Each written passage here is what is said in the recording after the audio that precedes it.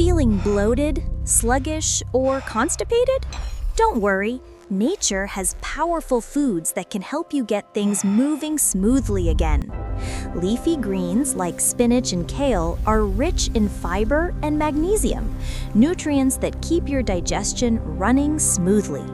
An apple a day truly keeps constipation away. Pectin in apples softens stool and helps regulate bowel movements. Prunes contain sorbitol, a natural sugar alcohol that acts as a gentle laxative for quick relief. Bananas and avocados are fiber-rich and full of healthy fats, the perfect duo to promote smooth, natural digestion.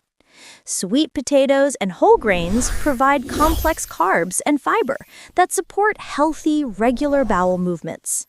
Stay hydrated. Water and herbal teas are essential to help fiber work effectively and keep your gut relaxed. Citrus fruits like oranges and lemons boost digestion with fiber and natural enzymes that refresh your system.